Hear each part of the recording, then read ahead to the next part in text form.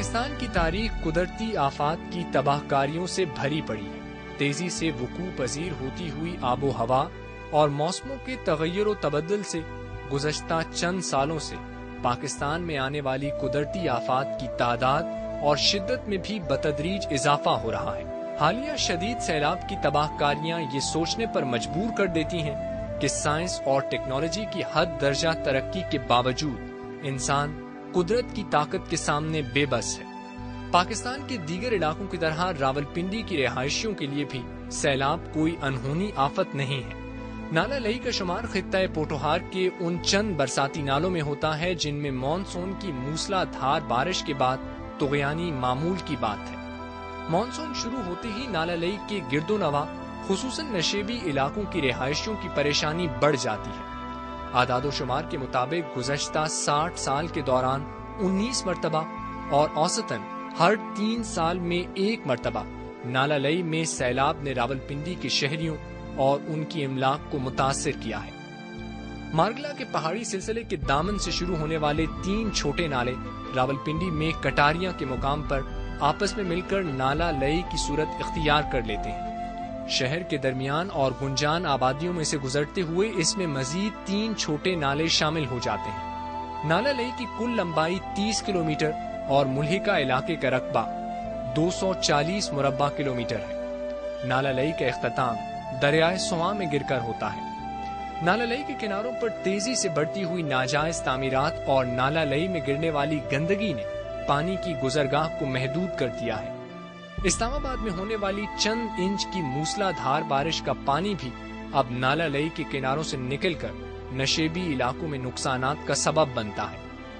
راولپنڈی کے شہریوں کی جان و مال کے تحفظ کے لیے سیلاب کی پیشگی اطلاع اور خبرداری کا نظام متعلقہ اداروں ریسکیو 1122، محکمہ موسمیات، سول ڈیفنس اور سٹی ڈسٹرکٹ گورنمنٹ راولپنڈی کی مدد سے مؤثر کام کر رہا ہے۔ اس مربوط نظام میں 6 بارش ناپنے والے اور 2 پانی کی اونچائی ناپنے والے آلات ریڈیو اور ٹیلی میٹری لنکس کے ذریعے معلومات ماسٹر کنٹرول روم تک پہنچاتے ہیں، جہاں سے ان معلومات کی بنیاد پر متعلقہ اداروں اور ڈسٹرکٹ فلڈ کنٹرول سینٹر کو خطرے سے آگاہ کیا جاتا ہے۔ سیلاب کے انتہائی خطرے کی صورت میں ڈسٹرکٹ فلڈ کنٹرول سینٹر نشیبی علاقوں میں نصب 10 وارننگ پوسٹوں کے ذریعے سائرن بجا کر شہریوں کو خطرے سے آگاہ کرتا ہے۔ سیلاب کے خطرے سے آگاہی کا یہ نظام 4 بنیادی مراحل پر مشتمل ہے۔ پہلے مرحلے میں محکمہ موسمیات کی اطلاع پری الرٹ پر متعلقہ ادارے متحرک ہو کر ڈسٹرکٹ فلڈ کنٹرول روم میں ہنگامی صورتحال سے نمٹنے کے لیے چوکس ہو جاتے ہیں۔ دوسرے مرحلے الرٹ لیول میں نالہ لئی سے ملحقہ نشیبی علاقوں کے رہائشیوں کو مخصوص سائرن کی آواز کے ذریعے امدادی مرکز جانے کو تیار رہنے کی ہدایت کی جاتی ہے۔ اس دوران شہریوں کو چاہیے کہ اپنے گھر کی قیمتی چیزوں کو بالائی منزل پر منتقل کر لیں، اپنی قیمتی دستاویزات، کرنسی، زیورات اور امدادی اشیاء ساتھ لے جانے کے لیے تیار رکھیں، اپنے گھر کے تمام ممبران سے رابطہ کر کے صورتحال سے آگاہ کریں، تہخانے اور زیر زمین اپارٹمنٹس میں جانے سے گریز کریں، متعلقہ امدادی مرکز اور وہاں پہنچنے کے لیے راستے کا تعین کر لیں اور موسم کی صورتحال سے باخبر رہیں۔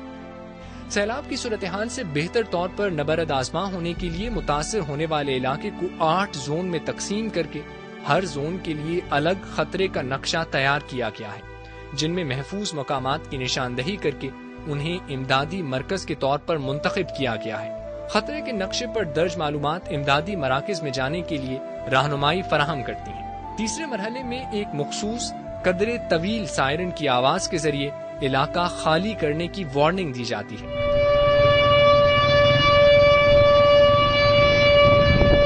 اس دوران رہائشیوں کو چاہیے کہ جاتے ہوئے دروازے، کھڑکیاں اور گیس و بجلی کی سپلائی بند کرنا نہ بھولیں، تنہا نہ نکلیں، گھر والوں اور ہمسایوں کے ساتھ نکلیں۔ اگر آپ تنہا نکل بھی گئے ہیں تو گھر والوں سے رابطے میں رہیں۔ ایسے موقع پر بچوں، بوڑھوں اور بزرگوں کو آپ کی مدد کی زیادہ ضرورت ہوتی ہے۔ گاڑی کا استعمال نہ کریں۔ نالہ لئی کے پل اور کناروں سے دور رہیں۔ نکاسی کے نالوں اور گڑھوں سے محتاط رہتے ہوئے محفوظ راستے سے امدادی مرکز پہنچیں۔